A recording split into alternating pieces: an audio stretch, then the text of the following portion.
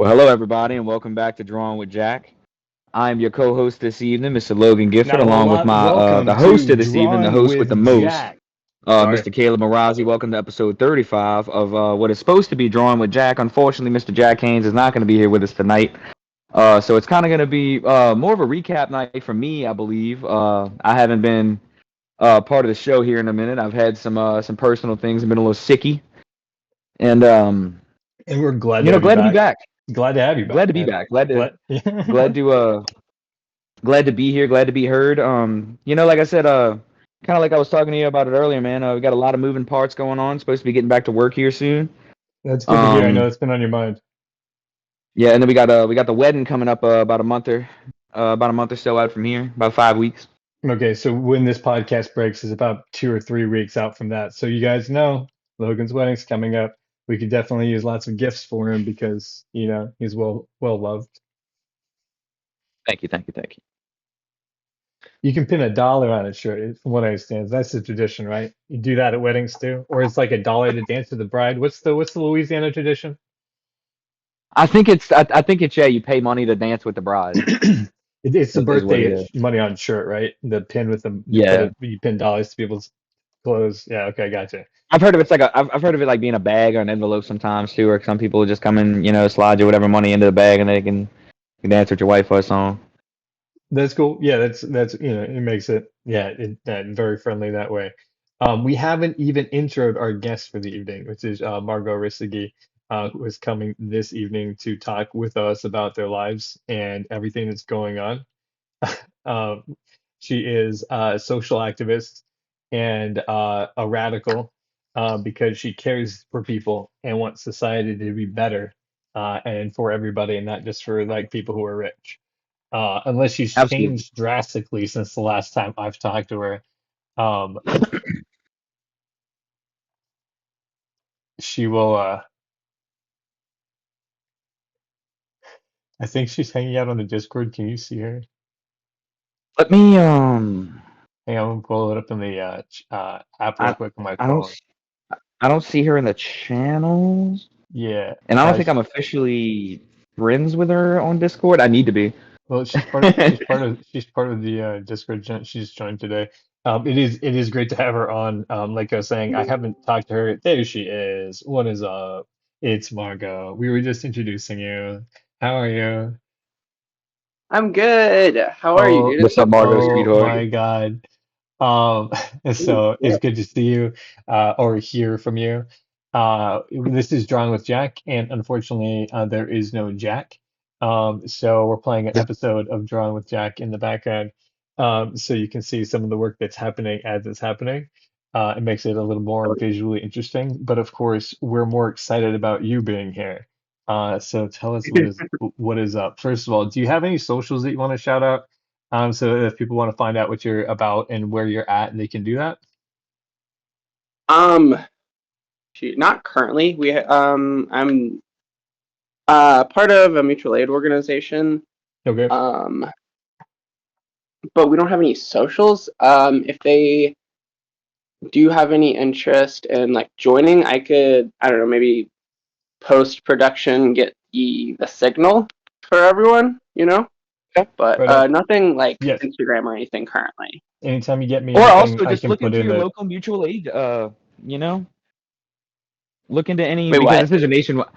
I mean, and I was just gonna say because this is a nationwide show. Look into any anyone who might hear this. Look in your local area. There may be some mutual aids for you to support in lieu of the one that's definitely support what's close to home. Local. Yeah.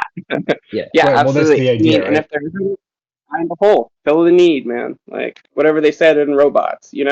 Like see a need, fill a need. Right. Which is actually a great picture of how society is and how it should be. Um, Wait, hold on. Let me watch the stream. I didn't realize I could do. I see. oh yeah, Oh, yeah. I love this cat. So that's our main character. That's Luna Purry, who is the main character, who is a strong female, uh, and also uh, So this is the main character. she is. One She of them, joins. yes. We're finding out more and more that first season is definitely Luna centric, because it's called the Cox in Space. I don't know if you're caught Oh up on no. it. but it's about two roosters, rooster brothers, who are flying through space, spreading happiness across the universe. And they discovered that Pussy Paradise is missing, and they were just planning to go on vacation, but they have to investigate because it's sunk into a gravity well. And that's where they meet Luna Perry. She's dancing and singing in a They cabaret. freeze. Oh, fuck. Embarrassing. I'm sorry, what?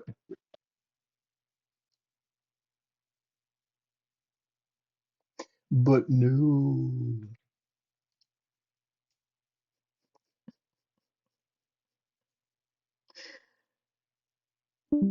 Oh, okay. Okay. Well,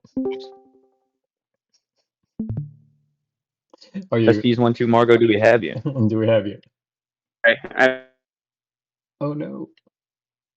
Oh no, you're You're kind of crashing cutting out. in and out, Margot. Oh my God. Hold on. Okay. There, we got Is it. this Okay. better? We got a clear signal Yes, for you. much better. Okay, cool. All Hey, right. okay, Skip, I have a question Yes. for you.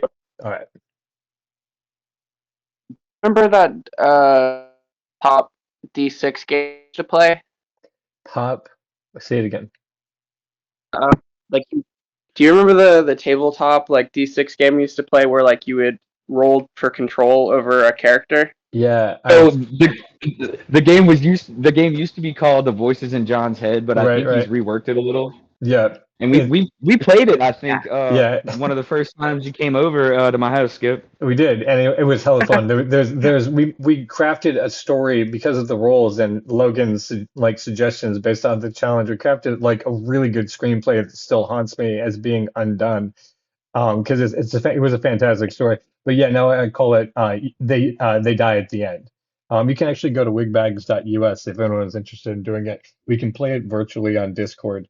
All we need is 20-sided dice. Thank you for bringing that up. It's like my favorite fucking game, and nobody plays it with me anymore. And like, it That's the makes me best, dude. fucking sad. The second favorite game is Bridge Quest, and you can also play that. I will set up cameras. We can have a board. You'll love it.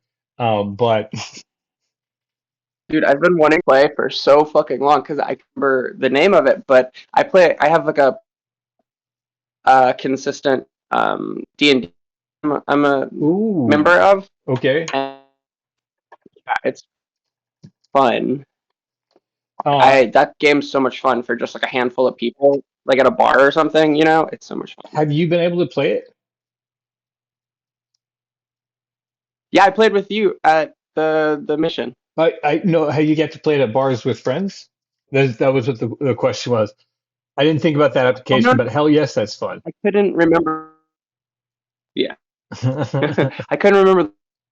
I want to like introduce some wrong, you know? So yeah, it's weird. So are you aware of the program or app rather called? It's now called. Do you know what these are called? I'm not paid to sponsor these Yeah, guys. I mean, I I know might that. edit them. You're aware of that? Okay. So this is the weird thing that happened. So it came across, like early 2000, I don't know, maybe at that point it's 2011. I'm just through the internet, the things that people have posted in random locations, and I come across the Wikipedia link for a game that is called The Voice in John's Head. And I learned the rules for The Voice in John's Head. Now, this is a really weird time in my life. So, like, there's just like bizarre things that are happening that I'm not sure if it is actually real and stuff like that. But this is one of the times I was just like doom scrolling and came across this thing. And I thought it was the coolest game ever, but I'd never played it before. So I just like kind of logged it in my brain as a thing that I could hold on to. So then fast forward when I was like life was crashing and I was believing that I'd drawn us into a clown universe because of the actions that I had taken. And I like crash land. I like start to like head out to like crash land in Louisiana. I decide to the one of the most important things to take with my bag of clothes is to make sure I grab my 20-sided die and a stack of those like 3x5 cards. And I was like, why am I doing that? And then we end up playing that game there at the mission, right? So like that's when I was like, oh guys, you Yeah, want to, because we were bored and fucking hanging around. I was like, you guys want to play a game? Let's roll some dice because they couldn't object to like us just rolling dice around, 20-sided dice with no like sort of context. I think one time you played a lobster, like trying to get out of a Oh like my a God, that was yeah. the best. Wasn't that hilarious? And like one time That you was guys a were lot. like playing a squirrel and like trying to play from that point of view too. Yeah, just like we just it was fun. It's a fun game. But so here's the punchline to all that story, right? So afterwards, like after we played that game, it got kind of revived, and I played with like a couple of other people. I was trying to look it up to prove that I hadn't made the game up, that like somebody else had made the game up, but I couldn't for the life of me find the wiki called The Voices in John's Head. So it's like I'm sure it exists somewhere. Like I would like to if somebody comments below they understand what this game is. Because it's like it seems like a folk game. Like if you had any number of dice, you could use it to make decisions. We just had 20-sided die. So you can have this higher variable of decisions. Anyway, thank you for bringing it up. I fucking love that game. It's Oh so my God, easy. yeah. You can I play it had like a anywhere. really similar thing. Like, I was like desperately trying to find it while like frantically trying to describe the like narrative to my friends, and they're just like looking at me like I'm absolutely insane because I couldn't find it anywhere. Well, if you want, I'll write you up an actual rule set. Because there is I mean, like I have it as an actual game. Like I said on my website, you can like sign up to do sessions with me. Not you personally, because of course, just give me a call anytime you want to play. We have Discord, so you can play anytime you want to.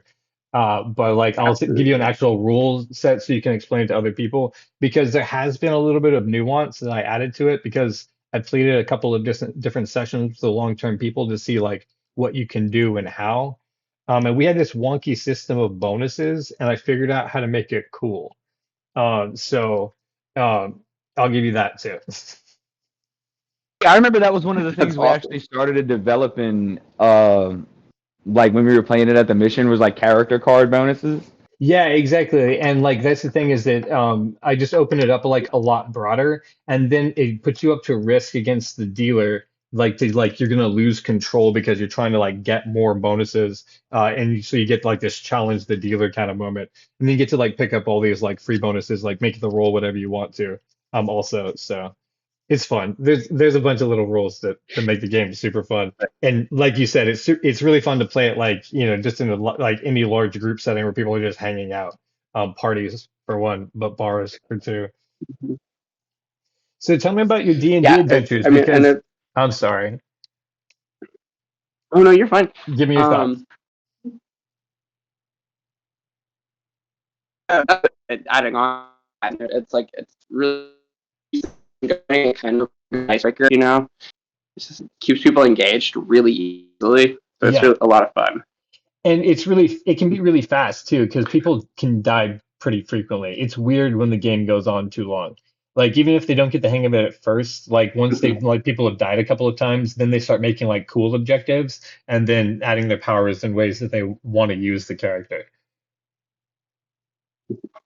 Yeah, and like I don't know, I'm big in like strategy, so it's fun to like be strategic about your plays and seeing how other people get strategic about it.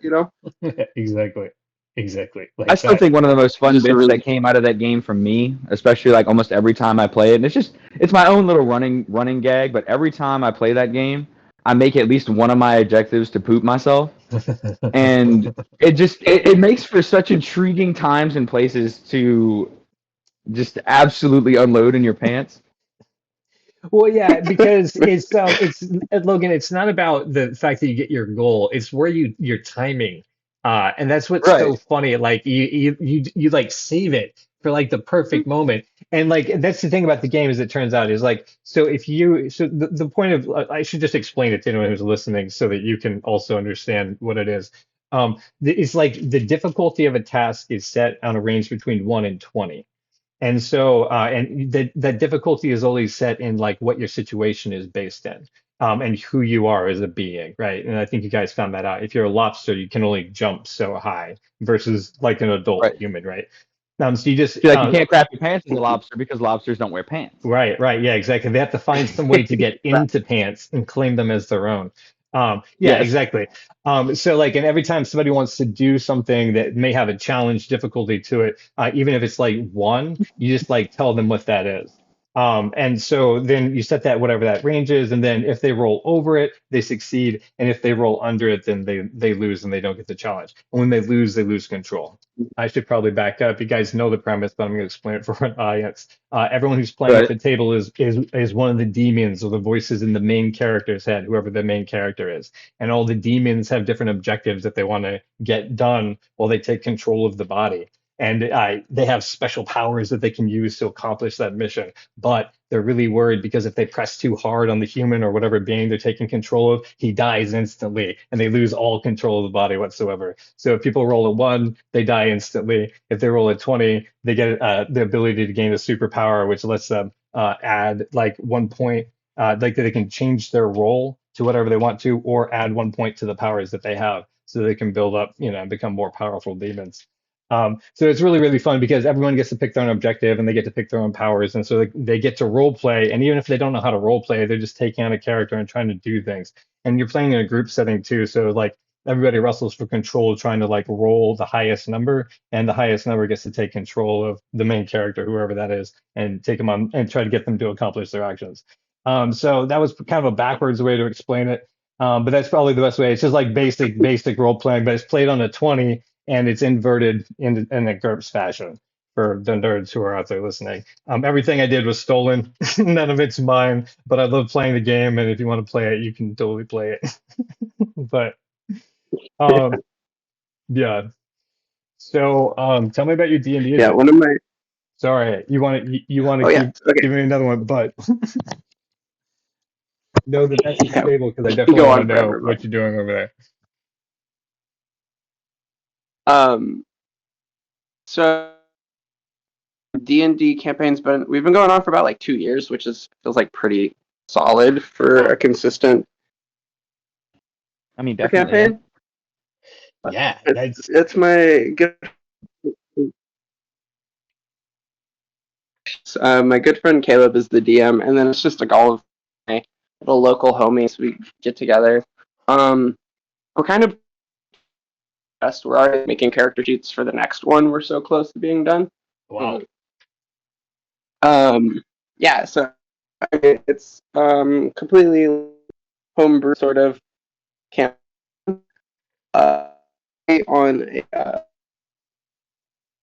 like a fascination with pirates, and there's all shoehorned in some way, or like a pirate quest shoehorned in some way.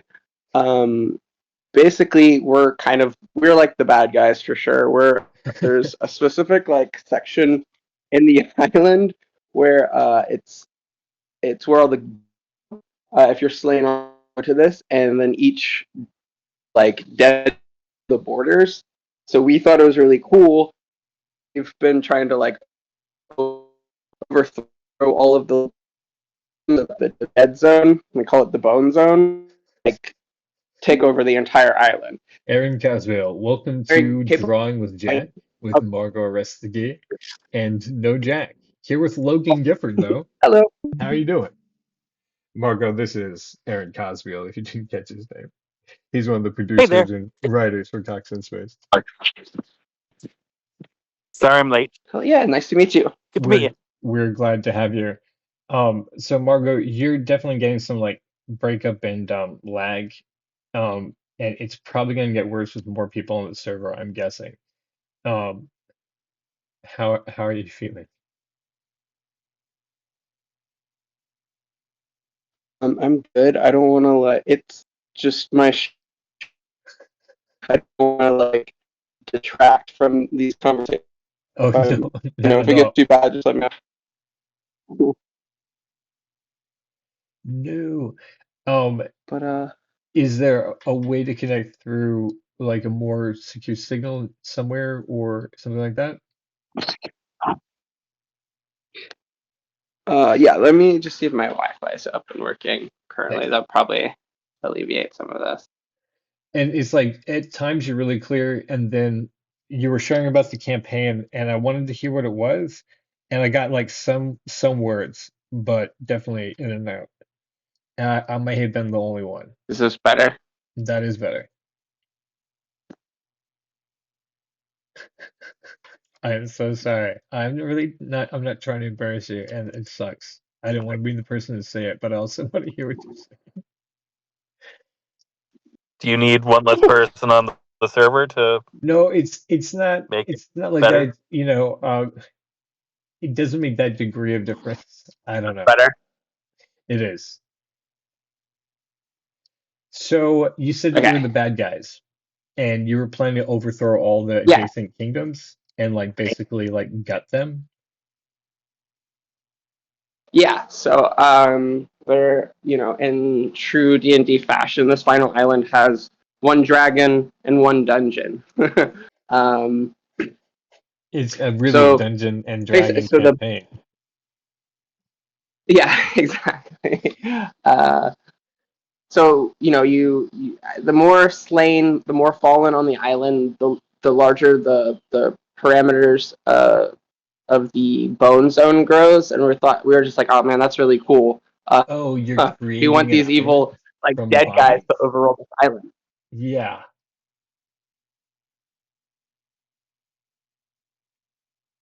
But I'm sorry, what? Did you say that you're creating an island from bodies?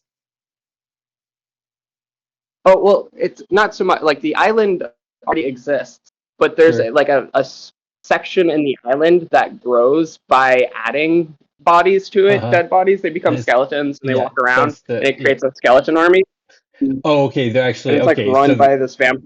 He's like, please describe to me your character. so I'm playing a dark elf. Her name's Lucky. Um, like aptly named because I like rolled really really high on my stats and I just get really lucky with my rolls. Um, Nice. she is an artificer um, Fun. who uses a battle crab as like a shield defense, and she was an orphan With battle crab of what who size? gave like back. I'm sorry. What size is the battle crab? It's like the size of like a small Honda Civic. Sweet. See, I Yeah, knew, especially in this case, size mattered, because there's levels of crab I know that you can have in D&D. That's all. Exactly. That's what you want.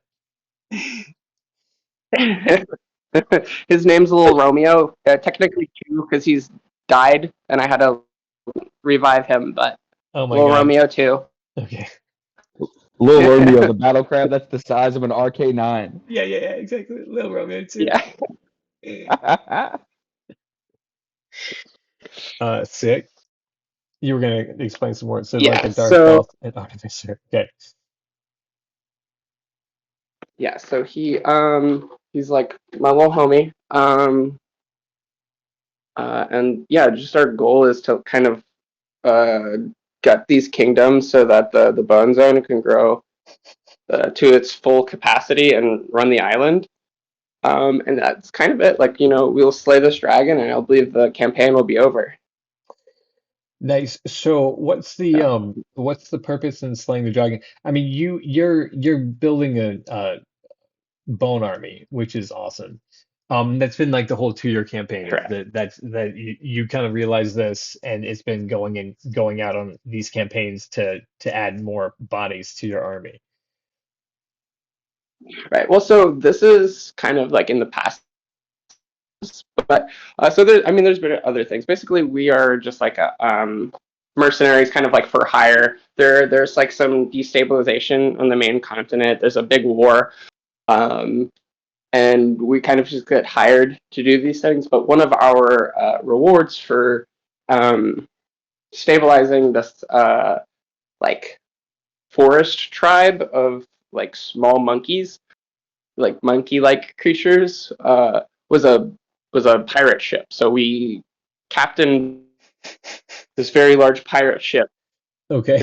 that we painted kind of like an old box Chevy. It's got like gold and full like iridescent paint. It's amazing. Like an old box Chevy is a hilarious Like description. Yeah. with kind of the mix of like a 70s like stoner wizard van. There's like a sick like flames and wizard mural on the side. That's awesome. Of course, paid for in the different missions that you've been on as you've been hired to go take care of things. Yeah. My friend Rob has he's a paladin, but he has a special chain that if he rolls a d10 like 1 through 10, um, he has differing levels of what he calls a chain check, and it gives him like a morality boost every time. So he wears this big fake gold medallion that he like bites. It's really fun. Nice. And who else is in your squad? Like, so it's you and those two others who travel specifically with you, but you have players who have joined on and off, or the same consistent players for the 2 years. Well, actually, it started like the goal was kind of to have like a ton of people so that we could have a consistent campaign. So if like a few of them couldn't show up, we'd still have a pretty decent group. We've had a consistent like core 5 or 6 people Mhm. come. It's like my friend Kelly, Rob, Jet, my fiance. Um, Congratulations, I didn't know. oh, thank you. But yeah, that's like kind of our core group. Like started with like 15 people. For the first couple of months, it was pretty consistent, where like we had at least like 10 to 12 people. Wow, that's But a as wild time goes table. on, people. Yeah, Like so much combat is took going on. forever. I know, right? Oh my God. That's why you're like, oh yeah, it took the first year was just one round. Uh, Yeah. But yeah, naturally, like people have moved in that time, or yeah. work schedules don't align and stuff. But the aforementioned are pretty consistent and up and playing. Yeah, So it's been fun. who else I'm is in your excited for party? I this mean, next campaign though. not the people exactly, but the characters. So it's you as the dark elf with the armored crab, who's covering you on the paladin. So who else is in your like the consistent party that's rolling in there, like as far as characters go? I just want to know. So Jet, my fiance. Oh yeah, so Jet, my fiance plays a bard.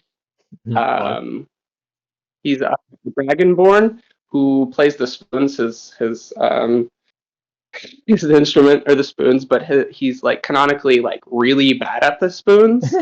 So um, he was raised by a tribe of bards that Your were good at fiance the is accordion. playing the bard right. That's awesome. Yeah.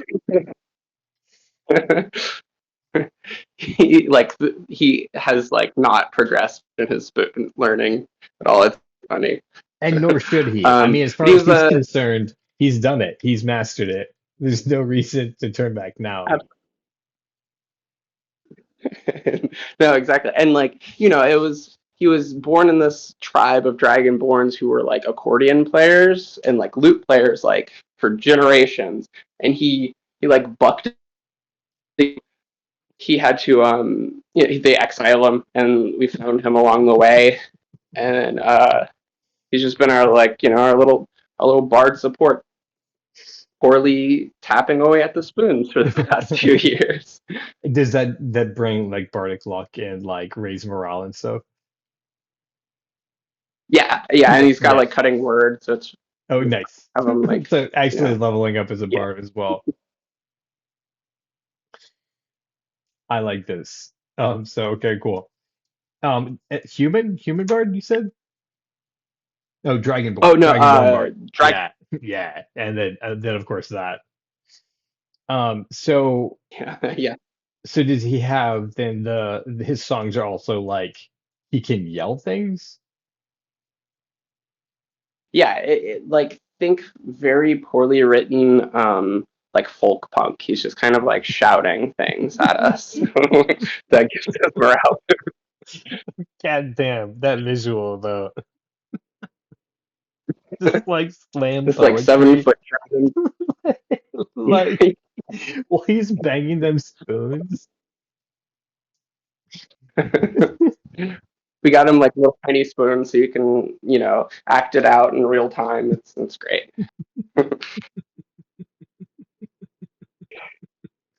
That's awesome. All right. So, Yeah.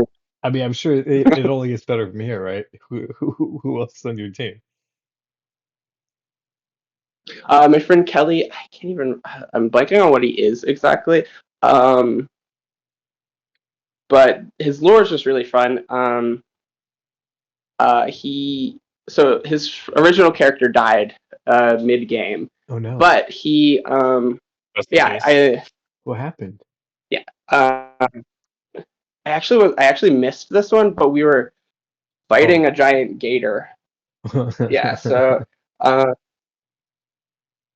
started the campaign. We were section that was like very loosely based off of like Baton Rouge, Louisiana swamps. So there was a giant ghost gator. Uh, Cultists were summoning these Okay. elderly cultists that were like summoning him and communing with him and making sacrifices of children for like longer life. That's amazing. Your And DM is after we kind of fantastic. like no, exactly. You need the like virile blood of a child. It's just how those things go. You need it. Yeah, the freshest. Yeah, fresh and hot. Um, I don't know why hot bothered me but so much as fresh, but yeah, no. yeah, It was this, it's too. I mean, it's too. Like, it's you can like it's a visceral sensation having it described yeah, it that was way. the smell for me. It was the smell of hot blood that hit me. It was like the warmth and then like that the aroma that goes with it. And I was just like, yeah, that Oof. was like I don't know why that was a core memory. So Ooh, tapping into something there, I yeah, guess. yeah, exactly. I've even forgotten what the word was because I guess my brain is like, nope, not doing that again. Um, so Yeah. uh, what is Kelly? You said you don't remember the species, but Uh, yeah, I could look up on my player card. I don't know. I'm literally just drawing. that Um, that's okay. This is more Possibly. like I'm just interested Yeah. in the campaign as a whole. So mostly overall, it's been you guys are mercenaries. There's a war that's been going on for a while, and pretty periodically you get called on to do missions. And the last mission is now to go take on this dragon because you guys are strong enough to do it. Yeah, exactly. Okay. The dragon is like, the kind of arcane beast, causing a lot of like sway in the campaign of like the actual battle campaign. Interesting. So, um, So yeah. okay. Okay. Again, Caleb, your DM. I'm not sure if I know him, but totally, that's a cool idea. And you said this is homebrew?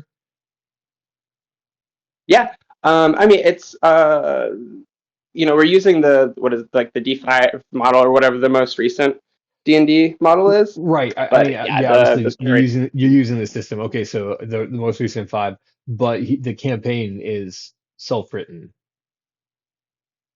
Yes. Nice. Yeah, because that's a really interesting twist on the story. I'm gonna throw it out to anybody. Anybody think of stories where like there's an ancient creature that's manipulating a battle? Like godlike? I mean, it's somewhere between Cthulhu and a god, right? Like, I mean, that line is indistinguishable to humans. But Yeah. like, have you ever heard of a story like that before? No, not really. I mean, it feels pretty original. I mean, he's been Yeah, like campaigning for a while. He's got a lot of experience, but I don't know. It feels really fresh and new and unique, and it's fun. I mean, and he's an incredible like storyteller. His ability to actually paint a vivid picture is extremely impressive. that's cool. Yeah, I mean, it is telling because you guys have done a 2-year campaign. A good campaign always comes down to the DM. I will go to my grave saying that. Because it's not about Oh the no, rules, it's about the experience you're having. So yeah, Absolutely. I can right. fumble through and be a complete idiot with my stats, but if I'm like riveted in the story, I'm gonna keep playing, you know? Right, yeah, exactly. The numbers are really just to make sure that physics happen, as far as I'm concerned. Because yeah, Yeah, and I think that that's the original intention of the game too, is that they meant it as a storytelling device. That's why it's all nerded out with all the sci-fi and fantasy from their time. absolutely. Like I mean, and you can I even myself, like I have fun with like the sort of math technical aspect. It's such a great part of the game, but like one of my favorite things about the game is that we don't try and take it too seriously because it's all of my best friends and we're all just like a bunch of idiots like goofing around Hell campaign just watching see how things unfold, it's really fun. yeah, Makes for a good campaign in my opinion. 100%. Yeah, I mean, I would also have to say, and the party that's playing with that DM, party chemistry with that DM, but that's also made by the DM. Like he sets the tone, he or she, I apologize, they set the tone, for what's happening, the experience of that table. So yeah, absolutely up to them. Yeah, and Caleb's just like a sweet little boy. You had it right. Um, yeah, when you talk to them next, just tell them that yeah, good that idea is very astounding. I like it. It's shocking is to the point that I have to like incorporate it at some point. I'm sure it'll come up. The idea, the idea of that. Um, so you're gonna go kill the dragon, and that will end the war. Is that the idea with your campaign? Yeah, that's the idea. That's the hope, at least. Gotcha. Who knows? Caleb's good at twists, Nice. but yeah. Okay, gotcha. Do you think your party's ready for it? I do. We're pretty solidly leveled. I can't remember everyone's exact. All pretty much the same. He's been off of. It's not XP. It's just okay. You guys have grinded hard enough just to make the math a little easier. Right. So I'm pretty sure we're all like leveled in the same. Um, yeah. The dungeon we just did, we kind of like wrecked through it. It's kind of it's like when you play any sort of like tabletop or like RPG or whatever, where you have like your min maxing stats and stuff. Like Right. that was like the moment where like, oh wait, we're actually kind of like strong now, So it was Oh, fun. cool. Right. You're Kind like, of we like achieved the goal that we set out to do with these characters. yeah. Fun. Yes, exactly. That's yeah, okay, Um, cool. So you're like, we could probably take this dragon. Because that's, I mean, say what you will about D&D. People who do and don't like it, you guys can argue in the comments below if you want to.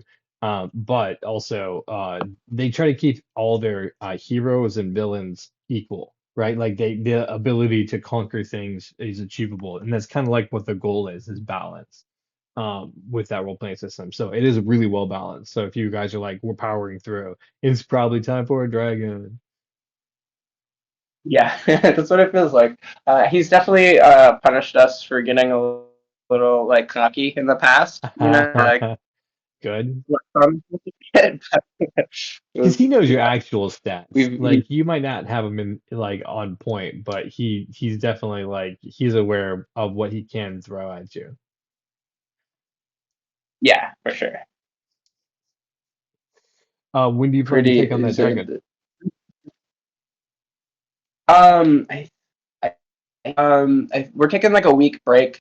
So Caleb and one of our other Rob in the campaign, they both work at this DIY venue, and there's two that work there. So this next couple of weeks, it seems there's a bunch of shows, so they have to run the shows. Yeah, So we're wow. taking a week or two break, and then we should be back. It's usually on Sunday. We usually meet on Sundays. So you're going up to the dragon like the next time you guys meet. Yeah. Yeah. I mean, there's going to be like some prepping and stuff in between, and a couple other like loose ends to tie. Because I mean, What? it's not, like, he's really So when Also you say really you good were at kind of ending the having like campaign, you uh meant you were ending the campaign, like that. This is it. I thought you meant some people say they're ending the campaign, but they're still playing it. They just, you know. oh yeah, and he has already has like an entirely new campaign like And that's what you fleshed had out said. and Yeah, ready to yeah, start. okay. You have like your characters set up and everything like that. Yeah. Um, nice. Hmm. Um, nice. I would actually, I don't know if this is too nerdy. I could put it up to a vote to the guys who are here. Um, but it would be really fun to have your team on, like your party on, to talk about your campaign and like your favorite moments and whatnot through that campaign after you guys wrap it up. Again, I don't know if that's too nerdy, Oh yeah. but it's an episode that I want to hear No, so badly. Just like y'all swapping I mean, stories about it, and we could, like talk about all your adventures. It's a pitch. yeah, I would definitely talk to them. I mean, I know Caleb at least for sure would be down, and that's at least the main part, Like Right. he would love to talk about his campaign, Oh my God, DMing. yes, actually, and that would be super fun because he would know all the things that happened and who did what. Yeah, so if Caleb's down, I'm down. Guys, Logan, Aaron Cosville, you guys, would you be interested in hearing about that? Sounds like an interesting thing. I mean, I love D&D tales. There's a couple Seriously, of like YouTubers that I listen to for their yeah, D&D. nipples hard. So why wouldn't I want to listen to like in real life? Like it sounds like Caleb has a really cool campaign too. So like that's why I'm like, dude, the twists and the turns. Like I want to know. I'm sure it was really good and devious. And then also, you guys are leveling up, so people died and shit. It's memorable. Yeah. Yeah, it's it's like the longest campaign I've ever been through, the most rewarding. Like I've never finished like a campaign, And like most all the people ones I've been a haven't. part of are just they die. What level are you? Wait, Well, I'll just so pull up my character sheet. they'll tell it. She was saying that it's gotten to a point that it's fairly high, but that's not really how they're playing in game. It's like more based off of like how well you're killing, I guess. But yeah, knowing your number Mhm. stat would be fun too, because I'm sure all the nerds, Yeah. sorry nerds, but you nerds want to know it. And I love you nerds for showing up and wanting to know that stat. But for me, that's not. It's always the storytelling, D&D, tabletop, whatever it is. That's why they die at the end is that way. Like you can keep score, and I think Logan has the highest score on the board right now with 26 points or something like that. Actually, I kept the thing because you told me. I'll come back and I'll look at it. Um, Okay, so 33, I and got that's my because. Okay, my 33 bad. I'm points. sorry. 33 because I hit a bonus 12 points on shitting myself. Oh yeah, because it was really at a really inappropriate or appropriate and inappropriate time. Um, Yes. difficult to do. Because he was trying to do it as he was in a space capsule descending back to Earth. So I my definitely belief, feel like that'd be a super easy time to shoot yourself, by the way, Skip. no, like You know, my belief was as you were falling towards Earth, everything's being pushed upwards. And so if you're just trying to like shit your pants, it's gonna be a lot more force going in than coming back out. Plus you're in a spacesuit. But the stats were yeah, that's like high and you took it like anyway. So control. because I think it was like it was dude, like that 20 I think is what I hit. I think yeah, it was an 8 and you rolled a 20. So anyway, those that's why those games are the way that they are. They have way less stats. They're just fun to play, and the stories that come out of games where you roll dice and make up adventures are fun, no matter how you slice it. That was the point of this. Mhm. Yeah. Okay. So I am a level 9 Wood Elf Artificer. I have 11 Okay. in strength with like no modifiers. Mm, 4 + 2. My Constitution is 19 mm, 4. Intelligence is 19 + 4. damn. I'm 17 + 3. And Shit. she's got like terrible charisma. She was an orphan that didn't realize library books were free, so she would like sneak in and steal library books. She's a dark elf. No bonus. Yeah. Man, she didn't realize library books are free. Um, I mean, I'm That's why sorry. it's important to have libraries in our schools, Right, so you would so that we learn know. about libraries. Yeah, we found out recently that there are no longer libraries in schools. They've been replaced with like tech What? centers. That's insane. As soon as I Yeah. heard it, I was like, Like some of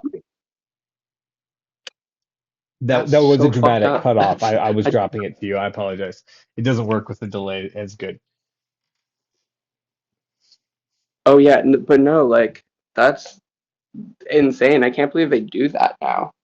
I mean, for me, like, and I mean, I know I'm like speaking to for like a lot of people, like great memories, a lot of like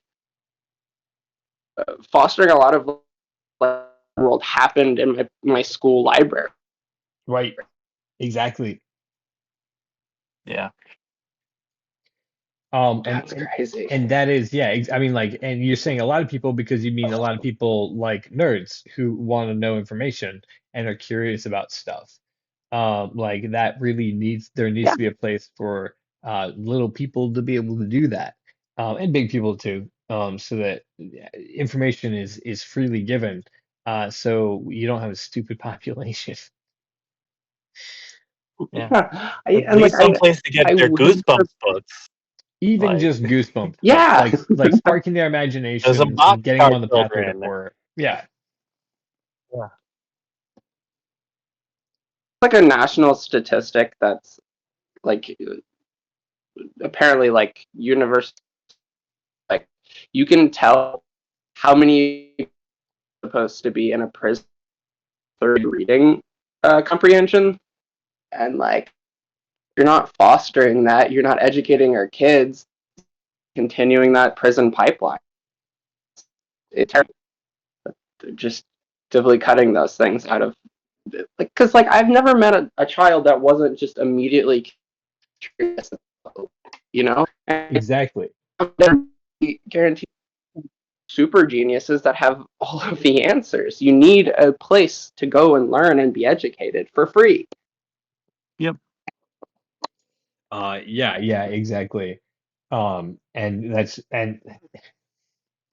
it's just an unfortunate thing, right? That the prison population has actually become a source of revenue. Yeah, it's legalized slavery. It's I mean, In they're fact, it is. literally privatized. Yeah, it is. It is slavery, and it is legalized. We are making massive amounts of profit in Louisiana. Like we are the prison capital of the world. Yep. With it's Are you? not coincidentally one of the education rates in the world. Yep. Yeah, I think it's like a third of the population of Louisiana is currently in prison. 100%. And the Dang. least educated It's, state. it's Well, tied with Alabama. now I don't They know if always that's go the neck and exact neck. stat, but it is something crazy like that. Like I think the last time I actually checked on it was something like 22 or 26%, which I mean is still like around 1 in 4, which is nothing to sneeze at. It's fucking crazy. That's staggering. Yeah. Yeah. Mm-hmm. And I personally, yeah, I mean, as I'll say it on the record. I've had a little bit to drink, but you know what? Do it. Anyone who owns a prison should be strung up by their fucking toes. That's the 100%. worst way you could fucking ever make money. Be making ever. money. Yeah, be making money because that's not the point of the prison system. Right. And It's it supposed should to be be, reformation, but we don't give a fuck about that anymore. yeah. You know? Especially if the point is to make money because it doesn't make sense to reform people. You want them to come back. Right. And then yeah, let's call out don't change. let's call out the elephant in the room, which of course in Louisiana, the least educated people in the state are black people. So the slavery is not just, like some people are getting enslaved, is actually black people becoming enslaved again through a different institution. I just want to say that clearly on the record that like instead of like stepping around it being like, oh, I don't know, maybe it's one way or the other. No, it's literally what's happening. So thank you guys for being here to say that. Yeah, no, absolutely. There's no cutting around it. Like it is disenfranchised, underserved, underprivileged Black people. There's no way to sugarcoat that. Well, and the big point that you had And made, we which should. started this whole on this rabbit trail, is undereducated. Because it is proven in any group of any society, whether it's white or it's Asian groups or it's Black groups or any like tone that's like brownish, because that's a lot of different groups of people. But education is always what increases the value of the society. Because when you have educated people is when they can actually do like smart things. They combine ideas in interesting ways because they have knowledge of how to do that.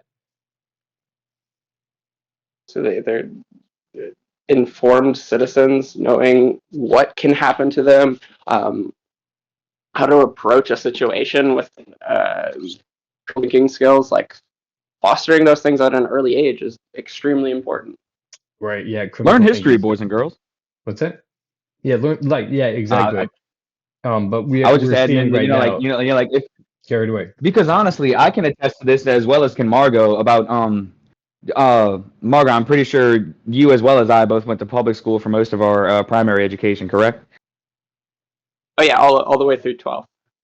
Yeah. So, and myself as well. And the way they teach American history in Louisiana is pretty fucking awful. I only had one teacher that wouldn't actually like shy away from how awful slavery was. Oh my God. Right. Of course. Because Yeah. Yeah. y'all are coming up Because in 2000s. Yeah. So Yeah. essentially 2015, so, yeah. essentially how it went for us when we were learning American history, it's like, okay, you don't learn anything about how the indigenous peoples get here. I didn't learn that until a college level anthropology class, by the way. Is that wild? Yeah. How right? Like, isn't that crazy? The continent is stolen from a group of people who lived here before, and they haven't exactly. I didn't even. That's the thing that's amazing to me is that they didn't eradicate the white people, or they don't seem. I mean, I'm sure they're mad about it, but they're definitely not trying to be like murder us, which is what I would do if someone stole my land. Personally. Right, Yeah. So how much of the War of 1812 in Louisiana is the Battle of New Orleans? Is it mostly just like learning about Andrew Jackson? Yes, there's a big part that's about Andrew Jackson and the Battle of New Orleans. Yeah. I wanted to hear that. It's just so bad. Fun fact, I actually grew up not far from the site of the Battle of New Orleans. Oh, really? Yeah, Chalmette. Chalmette. They know where? So Chalmette is a town in St. Bernard Parish, Louisiana. St. Bernard Parish is in the shadow of Orleans Parish, which is where New Orleans is. Particularly, there's a turn, or there's a bend in the river there that's called the English Turn, specifically because the Fighting Tigers turned the English around in the Battle of New Orleans. Very nice. The English Turn. Yes. But yeah, like trust me, that's very well taught. But like I said, they don't talk much about, like, it pretty much goes like Civil War, and then they're like, yeah, and then slavery happened, and then it was the Industrial Revolution. Wow. Right. So no mention of the Reformation period? Barely. I think I might have learned that in 7th grade American history, but everything else I kind of glazed over it. And how about the Civil War? How did they handle that in history class? Well, I have like very yes, please jump in. Distinct memories of like at least 30% Black, kids in my class, and my white teacher being like, well, doing the whole like what is it, the oh, you just don't understand, like the economy was set up differently, like they needed them to survive. Just wow. Justifying. Not that a Don't system worry, was the set South up. will rise again. Yeah, that's why I was wondering if that's what if that's what was being taught. even subtextually. Like they'll be right. They'll be proven right in history. Um, Yeah, just but like yeah, because it somehow totally. being like, Sorry, I'm well, just going to talk about it real quick because it just totally distracts from the point that they built a system that needed that many workers to do that, and those people were stolen from their country and sold as cattle in order to execute that system. So, and that was like just rich white people. That's who made those decisions. So for her to say, well, the economy was different, is to like not lay the blame at the feet of the people who actually did it, which is rich white people. Sorry. Now back to you. yes. Thank you for the moment to interject. No, it's a great introduction too. Yeah, I mean, like just absolutely doing their best to dehumanize these people and detach them from what was actually going on. And like the truth of the matter was, Oh no, you break We'll never know me the up. truth of the matter because that's the We'll last never thing we know the heard. truth of the matter. She was silenced by the FBI agent. They came for her. Dude, truly. She can never speak the truth. Yeah, Faraday cage dropped, boys. Our girl's in danger. Send in the troops. So So I did read a historical fiction called Abraham Lincoln Vampire Hunter, and how did you like it? amazing.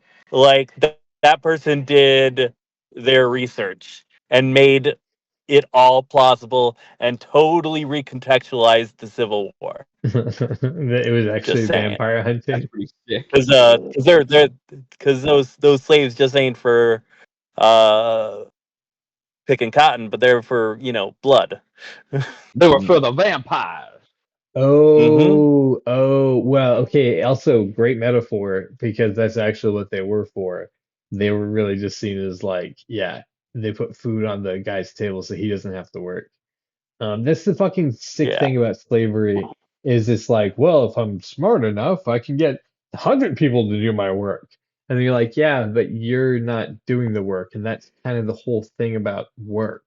It's like impressive when you do it. Um, not having other people do it. When people hire artists to do execute their work for them too, it's the same. It's just like, like good for As you, we but watch Mr. Jack Haynes. like hand draw some I'm stuff. Yeah, sorry. absolutely. Yeah. Are you back, Margot? Are you able to speak?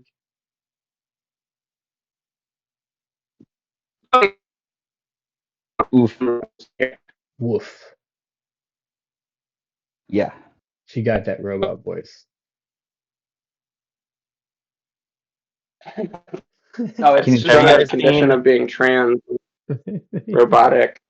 Oh, no. Yeah. I only speak in binary because I do not. I refuse. I refuse. The humans are dead. No, wait. If you're Humans are dead. non-binary, you couldn't use. Yeah, you're not Wait a allowed to use minute. binary. Yeah, you can only quantum compute anytime because you refuse to be. Yeah, you can never Which use the honestly, one that or that zero. that actually makes you more powerful if you're not binary and you Right, could you right. Yeah. only quantum compute. You can only quantum compute. Yeah. Yeah, so you're only dealing with things on the quantum level. That's why people are like, you're so strange. You're like, you have no idea. Like, I have strange under control right now, but they're about to get loose. You know. But Aaron, no, it was one a thing I was science gonna say joke. I that's got one awful. for you. Sorry? I mean, I didn't want to make the conversation depressing again, but one thing I was gonna say is that I No, it's vividly like remember we I had we a few bounce back and teachers, forth. and That's what's so fun about these conversations is we go for like the jugular where we actually be like, holy shit, all of our economy and the world is fucked and who is God and what does it mean to exist? And we're like, you know what's funny though? Is like being human when you trip over things right. and your like pocket gets caught on the doorknob. You're like, what the fuck? What had to line up to even make that happen? So we kind of like balance, you know. So let's go for it. The thing about blood, Logan says. Well, no, I was gonna say the thing about just like how this just goes back to how we were taught slavery in schools. Yeah. I remember having teachers tell us like, oh yeah, like they got fed, they had places to live and they got food Ooh, and it was ooh. it was I actually mean, kind yeah, of kind of chill and not bad. I'm like, yo, what ooh, the fuck? seriously. I mean, It's actually That's a rough. socialist society. Uh, yeah, if you dress it up in you a know, certain they way, they work and they're given what they need. Right. Yeah. So yeah, that was kind of how this particular person wanted to paint it, and I was like, man. there was a movie called Karina Karina with Whoopi Goldberg and a little kid actress that was famous at that time. Um, and the little kid actress narrates the movie, and she says that she thinks that her maid lives in the exact same type of mansion where she lives. It's probably just a little bit smaller. And like it's just like this weird like whitewashing that people do because they like can't quite look at the facts. Now, I'm sure, I mean, there were people who did have slaves that they took care of because I'm sure many people recognized that they were humans, but also took advantage of the fact that they could own a human.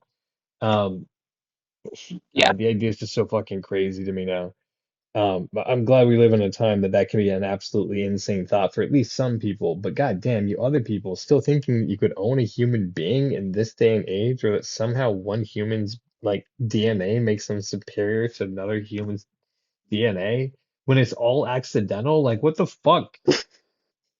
Yeah, man. We don't plan any of this. We don't get to choose who we're Yeah, born as. it was, yeah, And exactly. you're worried And about melanin worried about levels across the skin planet color have like and the big it's relation to eyes. the sun. uh, Yeah. Have you It's have you it's guys like seen South Park's take on student athletes being like modern day slaves? oh, Oh my God. Yeah, that was, they, dude. bravo, That Jack, Have you not, again, was Caleb? hitting on the top head. tier. Dude, top tier writing. Like South Park, I will give respect to those guys. I'll give credit where credit is due. I haven't been like a hardcore fan in, I don't know, probably the last 10 years or so. Whenever they started the cream frage bit, I was like, all right, I'm out. But I That's a very specific time in the South Park series. Fantastic. yeah, and it got super annoying pretty quick. But but no, I've heard here recently that they're stirring shit up because they brought back the Saddam thing, but they dressed him up like Donald Trump, so he has like the same type of, literally like the same voice and everything, where he's like, ah, Oh Yeah, yeah, come on, guy. my So they brought God. back like the I Saddam did not character, but realize that was it. yeah. The it's just pilot Donald is Trump's face, crazy. And then I they haven't dude. fired him on seen this through their parent anything else company. yet, but I saw the pilot,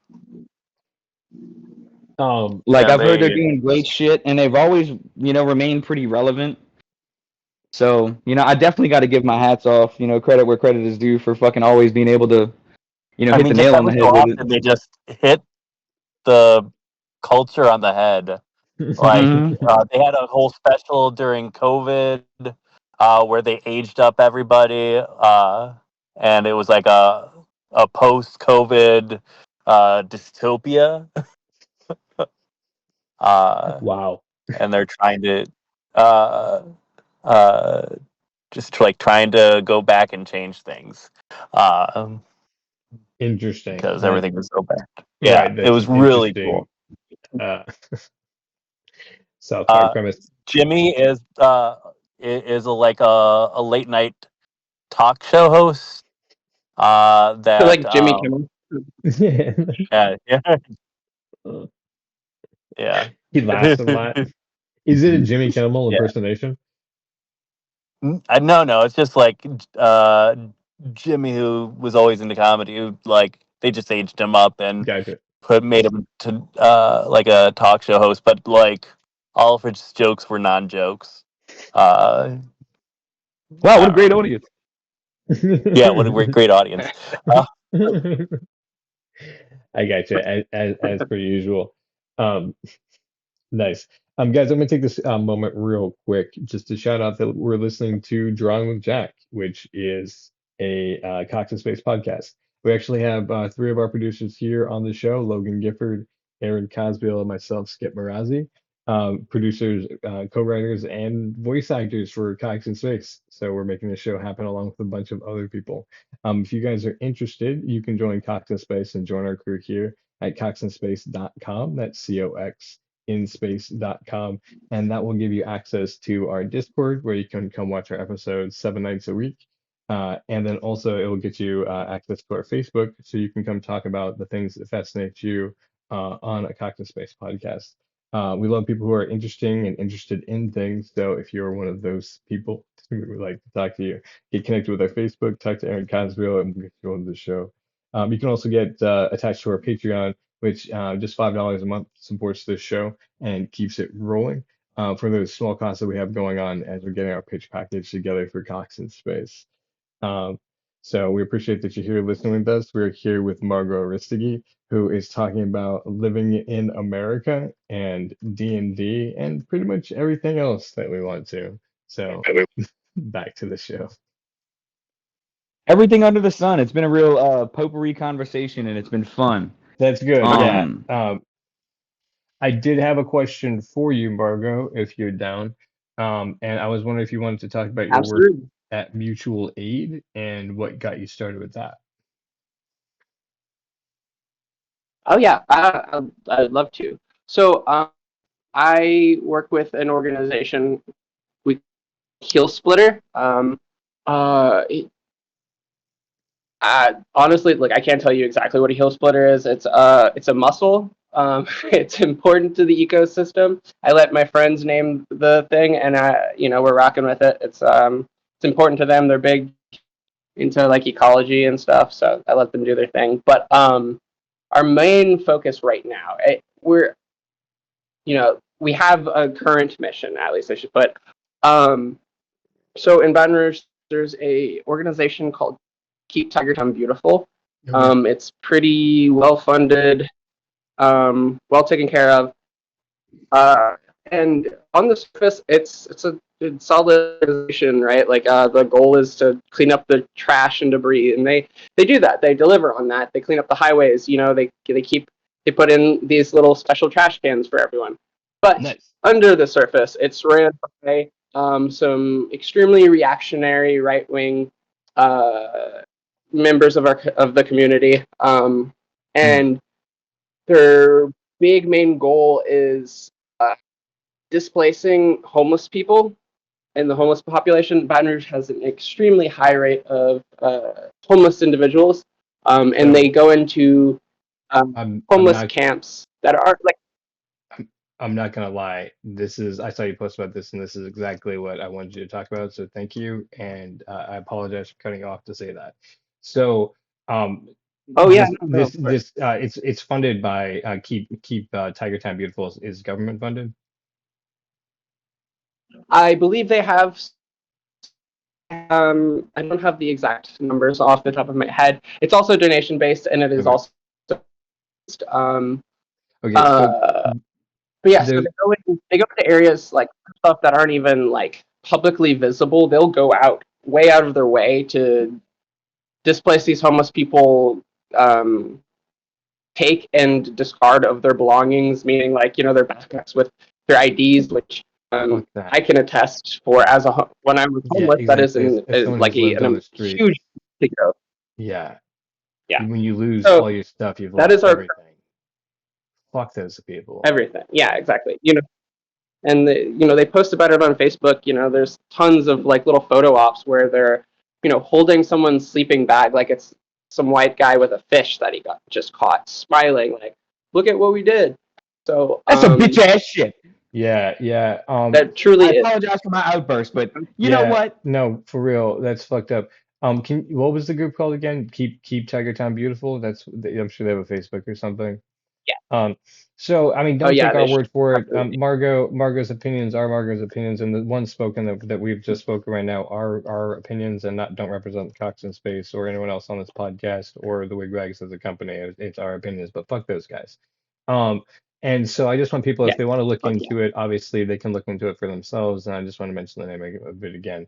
Because again, someone who's lived on the streets and by my own choice for sure, but that's not always the case for everybody. Like I made poor choices. I own up to that, but that's not true for everyone who ends up in those situations. And again, to take Right. away everything that they have and throw it away is literally like tearing down somebody's house, and like throwing away their family Mm-hmm. heirlooms, because that's all a person has is possibly some hygiene, a change of clothes, hopefully, and maybe some toilet paper if you've been able to scrounge it somewhere. Um, Like that's fuck. And they're doing it. This is the part that bothers me is that they're doing it under the guise of cleaning up the city from litter. But their idea of litter, but where do they displace them to? Where do they go? That's the question. Like if they were like, and then they found them homes, I would be like, yes, it's awesome. But that's not, doesn't sound like that's the way the story is going. Never. Not So all. how is that, and how long has this been going on? For a while, from what I understand, While a year or a while it like just 5 years?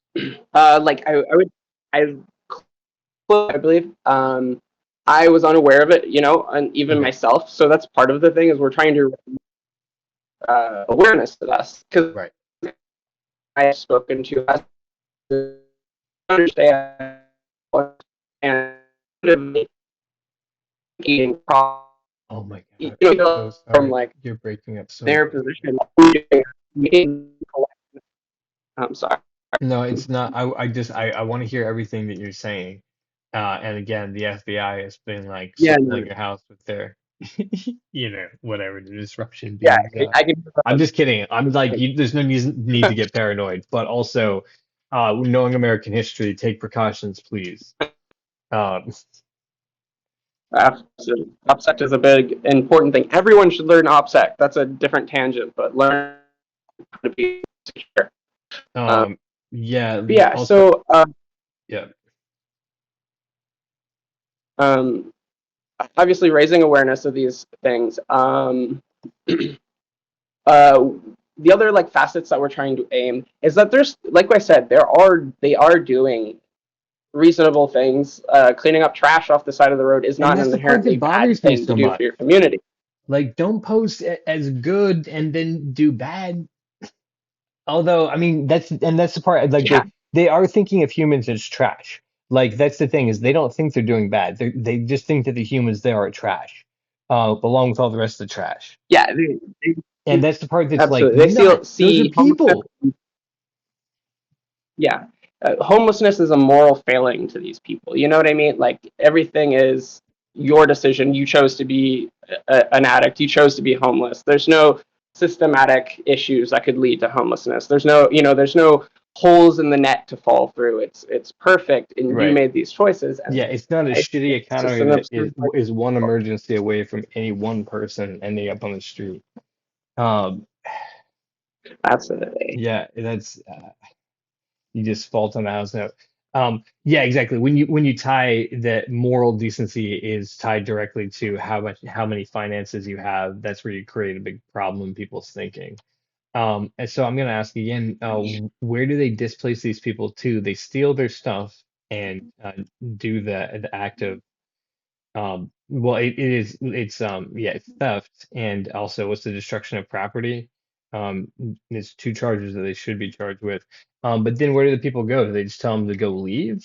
Because what do they think that solves? That's like Paris I Hilton wearing the absolutely. "Don't Be Poor" shirt, right? Yeah, I no, mean, is that what they're exactly. doing? Are they "Don't Be Pouring" these Where people? Yeah, yeah, Fuck them. we're offering them help, and it's like what are you offering What them? are you Bottles of offering? water? Okay, I'm Yeah, they're, is they're that all they truly not offer? offering. Yeah, exactly. They go out with the police, and they recruit from facilities, specifically people that need like community service hours. So it's an extra layer of like, holy shit, they're using guards and using other disenfranchised people who need help to like enact this violence on these Wow. already disenfranchised people. Right. And then basically where they go is down and collect around the library, where the library has good resources for them, but not the ones they need, not all of the things. And then on top of that, there's already legislation running through Louisiana, America, Baton Rouge, about like no encampments. And so they're displacing them, pushing them towards where they can make a little bit of money, and then actively writing legislation to push them out of that area as well. So there is no I, actual like solution in mind. hmm.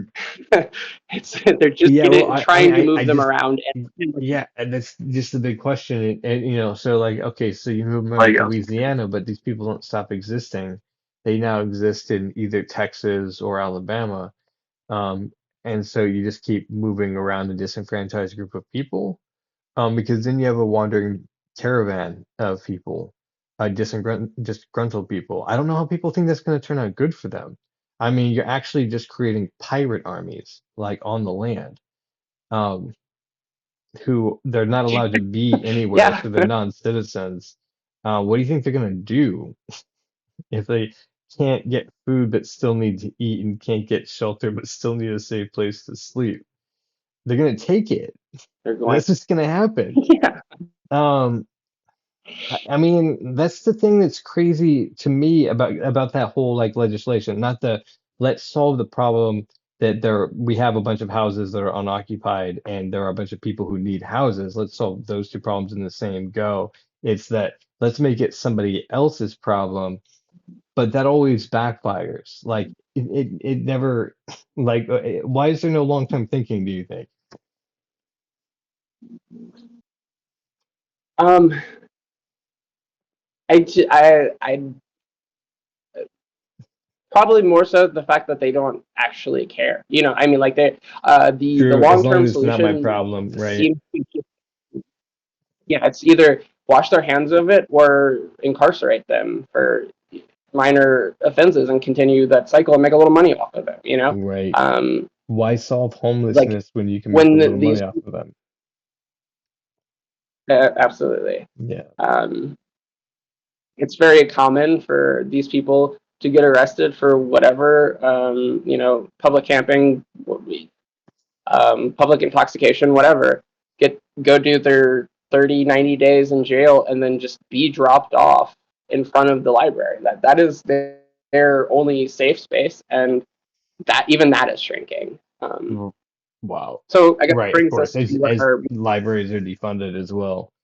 Um, absolutely already looking at being there's like I think it's like $100,000 cut from the yearly budget just a few months ago. where where are people who need to get out of the rain gonna go?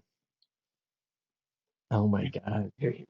They're, Um, they're not going to be anywhere, and yeah, then they're well going to that's be the posted thing. about on Rouge and be complained about and then reincarcerated over and over again because they're a public nuisance, as they would say. Yeah. Um, The hell if they don't pray, says the average Republican. Yeah. Yeah, yeah, it's and like it's still wild. I mean, the even the claims of them being violent, like drug-addled lunatics, is so far from the truth. You know, like 100%. And again, let me just there's before you rush too far ahead, you're talking mhm. from personal experience, of what you've witnessed. This is not a statistic that you've read somewhere. So right, No, like at times being a drug-addled lunatic on the streets, um, you can say that most of the people you ran into were nonviolent. yeah, absolutely. As a former drug addict, Yeah, that uh, that that was meant to very be way rarely are more we in jest than it came getting. across, so I apologize. No, no, I'm fine. I was adding to it. Good. Yeah, like I mean, like Skip has said, I not only am I not speaking from some soapbox, I'm speaking from lived experiences. I have, and you know, I don't think it takes lived experiences to be able to connect with what I'm saying, but like it is truly something I'm passionate about because I know of the struggles that these people are going through. You Right. know, um, the things And I'm to hoping to actively have have people going people after you. start to understand. Yeah. Um, but like one of the things I'm hoping to have people start to realize is that homeless people are more of your community than the rich business owner that like has a business in your town but lives 2 states over or whatever. Like those people are Say it not part of your again community. The for people the people being in the back. yeah, those people are What? not part of your community. I'm The in the homeless back. people that I can't hear you. Yeah. Yeah, the Uh, people you see on your streets every day, the ones you pass to go grab your pack of cigarettes at your corner store, those are people that you need to know and get to know and like uh, be like community with. They have lives and Absolutely. they deserve like Um, I like And you, and you'll they deserve that for no other reason than they're a human being who absolutely. exists with us, right? There's Like no human beings should not have to live like animals for the sheer fact that like the absolutely. honor of our like species. You know what I mean? Like I feel like we should be ashamed for the fact that we let some of our species live like animals. Because how does that reflect on us? And I mean, you could say like American culture, which is, yeah, I mean, is real bad for it. But it is in other cultures too. It just, when you have homelessness in a culture, it says that you're not as far like advanced as you think you are. Because that's not the way that we should lead other humans. Right. Absolutely. It is one of the most glaring like indicators of an unwell society Yeah, is poor education, how almost incarceration that we've talked about already. yeah, Those are the big things we need to look at. yeah. Um, yeah, so One thing I'll as say an is that organization, oh, I'm sorry. The, no, go ahead, go ahead. We can Um, get into this forever. and we I will. don't remember which philosopher said it, but it was there was a philosopher, like I don't know if he was like Greek, Roman, fucking I don't know, Scottish, whatever. But he said a sign of a perfect society is a man who plants a tree knowing that he'll never see its fruits, or Yeah, something like that. yeah. And I feel Because like that's been heavily lost on American society with the way a lot of the past, generations, especially with me and Margot, who were born, not to date ourselves, but we were born in the 90s. yeah, So, well, even the generation behind you, like the 80s, the one that Aaron and I are from, also them, and also my parents' generation, like it started in my parents' generation while they were young. So it's been this lie yeah, that's like been kind of perpetuated started that like the individual is more everyone kind of important than We the started getting group. the didn't wrong start the filled up on them. fire. Absolutely. Hyper And was like, yeah, individualism is Yeah, hyper yeah, individualism is a pull good way to yourself put up it. by your bootstraps. Dude, the bootstrap broke in 1974, okay? Yeah, when the trickle down economics didn't happen, because no one's going to willingly give up their money. You have to make them do it. That's what the government's Exactly. job is to do, is to make them do it. And that's supposed to go to education, that's to go to housing, that's to go to food, so that you have smart, well-fed, and well-housed people who, for a capitalist system, make good workers. It's so fucking stupid to starve the people who are going to do the work, because you're just going to break the only thing you have that does the work is the people. And we're trying to be replaced Yeah. by robots in every field. But the fact of the matter is, you're always going to need someone to work on those things. So even if humans only become Yes. You're always going specialized, to need you're someone to still work on going the to need robot. people. So, Yep. and where do you think the data comes from, except for from people? So you have to feed the people who are going to give you that. You have to give them housing. Margot, I believe you agree with that. Yeah, Somebody and probably doesn't and I like absolutely apologize agree. capitalism for cutting as you much. off, Margot, but it's kind of crazy how America Sorry, has what was fucked a that? lot of things up, and even like something as simple as like trying to keep people healthy and like chill, they've managed to fuck up. Yeah, I'm sorry. I forgot to even mention healthcare, which is a completely necessary thing. Like if your people are missing, their limbs because they've rotted off, or like they don't have access to good water, and so they're dying of cancer at early ages, what happens to your workforce? Um, Right. Again, that's only in a capitalist system. I'm not trying to change the system. I'm just trying to get the people who have money to recognize that you shouldn't starve the horse that you're working. Yeah, I know. The funniest thing is like we're not even like talking about doing communism or anarchism. We're literally just Right. talking about like uh, bettering the system we already A have, logical or like capitalist system, yeah. it's crazy. Yeah, it's an intuitive. It should be an intuitive thing, but You would like think. they have the like everything is expendable. Humans are expendable. Just make another person. It doesn't really work Right. that Well, way, you're like, why especially does if it you're work that destroying the way? planet. Oh, right, because it was built on slavery. Because that was the idea. You break a man, that's okay. You just buy another man. And so like in the wealthy, especially in America, that's the concept, is like you purchase a laborer, he breaks, you replace him with another laborer. Uh, yeah. And it's a shame that that's still like how like a lot of large companies work. That is how all large companies work, all large corporations. I've never seen one that hasn't. I've seen a lot of corporations. I'll say I haven't seen all of them. So maybe there's one, if you comment below, be like, hey, we're totally ethical. Maybe we'll talk to you about how you're being an ethical corporation, but doubt, big doubt. Yeah, Because that's the idea. big Once people skip. enter a One corporation, they become cogs in a corporation, which means they can be replaced like any other piece of machinery. I don't think even one just thing because I you're the will say is president of that the board that you're not replaceable. But Logan, there's a nondescript Korean corporation that has treated me very well over the time that I've been hurt. okay, Yeah. nondescript. Like I'm not gonna. Yeah, like I'm not just gonna drop, No, no, for sure, shit like that about my no, profession. putting the jokes in. So yeah, I mean, And I'm also, not saying Simon, I'm not saying that they those don't, and I'm Koreans not are saying that hardcore, man. corporations haven't figured it out in other countries, but American corporations, that's a good point. Thank you for distinguishing it. It's American corporations love to exploit their workers. It's like, Oh yeah, dude, check out Walmart. yeah, exactly. I want them to be my landlord, as mentioned in a previous episode. It's a fun bit.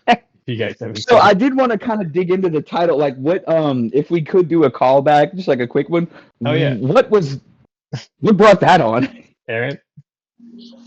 Oh, I think I was. Oh man, it was something about like it would be easier like if Walmart just had like apartments over their stores where the people who work there would have to live. So Uh, cringe. Hell yeah, Oh, like a company company. stores. It makes my Cool. stomach hurt just thinking about that. Just like how much exploitation would be happening at those Walmarts. Like people would be woken up in the middle of the night and be like, "It's time to go do your shift." And they'd be like, "Okay, cool." And they start running pallet jack for like 3, 4 hours, and then it just, I mean, under those flickering lights, they would never leave the Walmart. There'd be generations of people that live there. It's just like such a like terrible dystopian picture. It creeped everyone out. It's creeping me out Hated again. wall Yeah, and like, colors. yeah, just like, the There's no slum of the windows. Sky City that is above a Walmart. yeah, Hell yeah. I mean it'd just be like feudalism. So And that's except why Walmart would that's be your why like vassal it's so lord. terrifying, my man. That's why it doesn't seem like it's a good idea Yeah, at like aren't we all. like creeping there already with like Amazon factories being like put in small towns? Aren't we kind of creeping Well, toward that? right, yeah, exactly. And homeless shelters that have been built for Amazon workers so that they have a place that they can go to when they can't make it home. That's real deal hellscape shit. Wait Yeah, a minute. hellscape. I mean, we are living in the fucking clown dimension. I refuse to accept responsibility for it, but I also admit that we're totally here. No, no, no, no, no, no. You don't Yeah, have to respect. You do not have to take right. responsibility. Oh Here's no, what no, no. happened. That's just Haram that's a reference to another. But yeah, no, these are the things. Harambe was the second coming, right? Your fault. Yeah, You were just exactly. the There first was to three. recognize it. Yeah. There were You three you ways tapped that we on could some have dealt with Harambe. We could have tried to do it peacefully. hmm We could have used a bullet, or we could have tranquilized him. Could have We tranquilized. chose the worst option, and God doomed us to the worst timeline. Well, yeah. Uh, this is why I don't take responsibility for it anymore. Everybody who's collected here in the clown dimension with me right now has also made the choices that got them to this point as well. So we all arrived in the clown dimension like together. So it's also Yes. on us to like get out of it if we don't like being in the clown dimension anymore. So there might be different versions of us that meet up in the future, but hopefully we all make it out alive, and some of us do, of course, because that's the nature of the multiverse. So pressure's off me. It's your guys' fault, sort of, because you all have free will. So Margot, it's great to so have like you on the Well, like show. me, I'm good. I just want to shout out that we have about half hour left. And just so you know, and just having a great conversation. I'm sure if you're down for it, we would love to have you back and talk some more because I think we're barely just scratching the surface of all the things. Oh, Um, absolutely. a blast. Dude, there's so many stories that Margot and I could share about cooking breakfast at like 4 in the morning and then having to go work These Like, these are man, facts of life. Let's try to stick on those the topic bastards tonight, really but we might man. come back to that. I have a question for you. How does one get involved with stopping the people who are trying to quote unquote clean up? And I appreciate it that they are, but at least adding some additional services to what the homeless people need in your area. How do people get involved with that? Because it is something to be infuriated, and then also it's necessary to take action because the emotions alone are addicting, but without action they're meaningless. So what can people do? And even Jesus had righteous anger. Right. Well, But I anyway, Okay, mean, so there is that. You don't need justification to look out for other human beings. But that there is that. I'm just saying that we should do things. Margo. so there is, I think the best way right now is going to be on Instagram. There's a local venue called Wonderground. Okay. I believe it's like wonder.ground.br. We will be posting within the next couple of days. We're doing a benefit show. Okay. So I believe it's going to be September 15th. If you just kind of keep an eye out for that, you'll see there will also be contact information left there. So you're more than welcome and invited to come out, hang out, listen to some really sick punk music, meet some other organizations that are going to be there doing other things. But if you can't it's a make it, punk show. understandably, yeah, Yeah, absolutely. that it's a benefit It's show, been but so long thanks. since I've been to a show. Seriously, I Logan, might we come gotta out there go, just to go bro. see a Hey, show, hey, man. bro, we gotta Hell go. We yeah. can we can both go. We're not that far from where it is. We need to We go and could, do that. yeah. You said it's September 19th? 15th, I believe. 15th. The date is tentative, but there'll be a flyer out. Okay. Um, And then also very reach out. I'm gonna find that information as well. And you said it's Wonderground? Yes, Wonderground. As a person who likes words, is it wonder like to be in awe, or is it you playing on the word under with a U in it? Wunder. to be at wonder, like to Okay, okay, so with and the at O. all rather. Okay, yeah, so okay, so Wonderground. WONDR. And then a benefit show, which we'll find out the date for soon. This episode is going to drop towards the end of August. So when you hear this episode on YouTube, it's only going to be in a couple weeks. So if you want to meet Logan and I, we're going to be at that show, absolutely. Unless I've broken a limb for some reason, or like I've been disemboweled. I don't know what would stop me from being there. We might I actually mean, have to cancel a show unless it on that falls on night a so we can weekday and I've go. had a real shitty day, I plan on being there. Yeah, exactly. There's But gonna be yeah, nothing stopping me from going there because it would be that sounds super fun and we can support this cause and network with other people who I would definitely want to talk to more about all these things. So if you guys are interested in it and you want us to go there, if you want us to do a live podcast from there, might be weird, but we could try it. Comment below and see We could and we'll definitely talk stream about it it. if nothing else. Yeah, I mean that's I definitely that's support true. the cause and Margot, thank you for bringing it to our attention. Um, because God, it's Absolutely. not just a problem in Baton Rouge. It's a problem across the United States. And I say that as a person who's Absolutely. has seen it in almost all the major cities. So I was in Montana, which it had a small problem, quote unquote problem.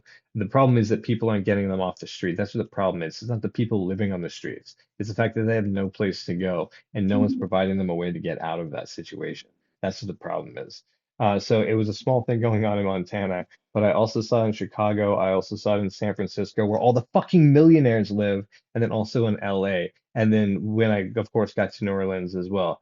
And it's just, it's the same, and it's a lot. And I just, we're a first world country, but we have people living who are living in shacks commonly, like it's a known thing across the United States. I don't think so, man. I think we're actually a third world country with cell phones. So. Yeah. Um, I didn't mean to get mad But about one those thing I things will because I like say, to have just hope in all these situations because we need to do something about it. But at the same time, like it's everywhere. but Skipper, I The will just say that problems are like your pervasive. experience. I apologize. Go ahead. Oh, I was just, the problem is pervasive and it can be exacerbated, but it doesn't mean that there's not answers, and it doesn't mean that, any small amount of effort is futile. Like if this is something that's I'm a, I'll be real quick. I bothers you apologize. to your I core. think you just used a double negative. But you mean that it's not futile Oh, to take a stand, right? come on now. Yes, correct. It Okay, is yeah, not futile to take a stand. yeah.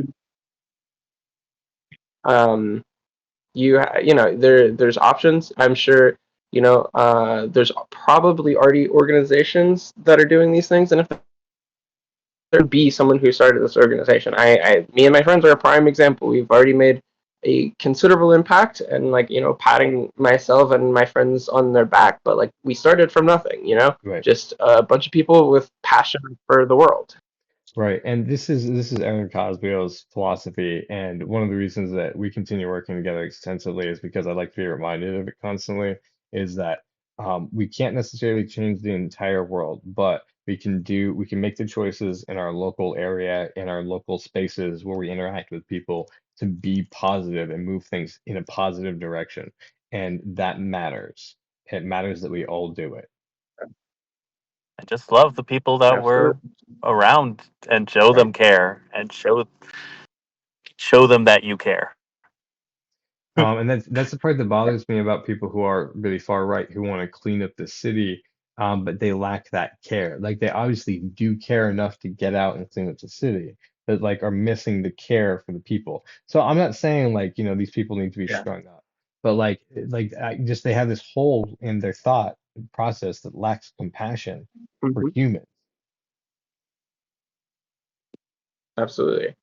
And compassion is a big thing. Like, one of the things I try and that are like just kind of getting introduced to this work is that like the purpose of having a community is like developing a robust network of care, because Hmm, there's going to be holes in this society. There's right. not to like about that. Like you can't deny that there's going to be holes in your society, and the people closest to you are going to be the ones that are going to have to help you like mend those holes and pick you up. And the bigger Oh, your society, the bigger your community, the gotcha. oh, sorry, go ahead. I see exactly what you're saying, and that's so amazing. Thank you for speaking that into my brain exactly in that formation because it finally makes sense. What you're saying is, and Aaron says this all the time too, but I haven't seen it in this way before. The interconnected relationships that you have between people is what helps people not fall through the holes. Yes. Wow. Yes. Absolutely. Yes. And so it's not up to the system to do it. It's on us to know our neighbors and interact with them and be on a friendly basis with people around us. And not necessarily our neighbors being the ones who live on either side necessarily, but the ones that we are in touch with, it's our role in each other's lives to like be that. See, and that's what I find No, hilarious about a absolutely. lot of like Southern church culture Hmm. is that like those are the same types of people who be like, oh, socialism or communism would never work. Meanwhile, oh, did you hear poor Tammy's going through a divorce? You Hmm. think we ought to, get a little fun, help her out a little bit? Right. Like it's Bring her the pizza same type over, of people who swear that it would never work. Yeah, like who are like, oh, we ought to bake her a pie or bring her a lasagna Right. while she's going through this. That way she ain't got to cook a meal. Right. And you're telling me this won't work? That's communism, right? Yeah, it's very essence. You know? And this is the part that makes it not work. Is again, the money is supposed to trickle down to everybody, so there's enough for it to go around, so that people have the ability to be generous. Now for some people, there's not enough money that will satisfy them. So of course there's that, but it's a very slim portion of the population because most people are generous even We when they call those don't people have it. demons. Yeah, they're inhabited by the lizard or the demon or whatever. They're living in the matrix. Whatever bullshit term you want to use to Hillary make it sound Clinton like you have scoops something that going on. toilet, man. Look into it. I Yeah. promise. But yeah. But people always do that. And in any culture, and have done that. And it's only more recently where we've been like taught or like leaned towards, no, you can only get these things as services or through the government. So you either have to pay for them or beg for them. And that's not how it's supposed to Yeah. be. No, not absolutely. And that kind of wraps back around to libraries. Yeah. Like Why should that even be a thing that's being defunded? That helps literally everyone. Right. And the same thing for like Really. food I pantries I mean, I or can schools. especially. Margot, please. Oh yeah, like the libraries we have here specifically aren't just like reference resources, like they have something I personally utilize quite often. It's the makerspace. They have all kinds of classes. They have access to sewing machines. You need to mend some of your clothing for a job interview. You can go to the library for free and learn to mend your clothes. They have Yep. 3D printers. They have podcast rooms. They have music rooms. Like it's this. It's not just I was learning how to hoping read. that you would It's not just mention a the couple of 3D books. printers and like some of the crazier resources that are currently available because we're living in the future. And then, but then in the same breath, it's like they decide like, oh, the people don't deserve access to this. Right. Fuck you guys. Right. And what the goal actually seems to be is to cut them out of culture altogether. Like if you fall out of the digital cyberspace, you don't get to participate in commerce. And And that's that really what's fucked up about modern society is so that fucked up. everybody wants to be like, oh, I want to live off grid. I want to, chuck my cell phone and like, yeah, it's possible, I guess. But like, I don't know. It's not. The grid is I all don't know. around you. That too, Kind but of it's escape not the grid. practical. Right. Like And If for at there's the a end hole of in the the day, grid, like, financial they know where reasons, you are if you just want by looking at information, where if the you want to grid be is. connected to what's going on around you, you need the internet. yeah, You need, interaction from people if it's not at the store. Because, like, let's be honest, if you're trying to live off grid, are you going to the store? No.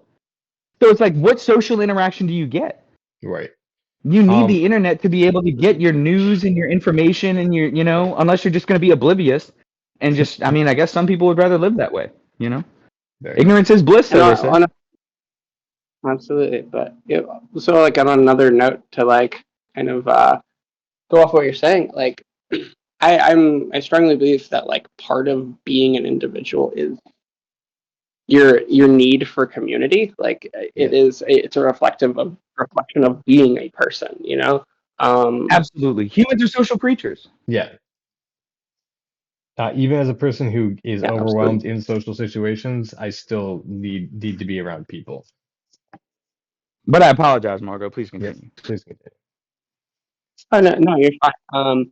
Absolutely, and that's like one of the reasons I personally am such a like, I rally against hyper individualism so specifically because it's not just like bad for the person, but it's also a very convenient tool for people who don't want us to be collectivized in any capacity, to have like a communal voice, to force this narrative of like everyone needing to be an individual, a rugged individual.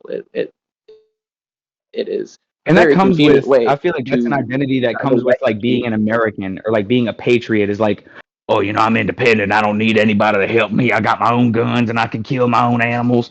Okay, bro, but can you grow your own crops? Can you tie your own ropes? Can you make rope? Can you fucking, can you fix something if it breaks? Can you Or dig is a that all you're well? good for is guns and shooting things? Right. Yeah, can you weld? Can you fucking do anything practical? Or is that all you're good for is fucking doomsday prepping? Right. Like learn a trade, you chud.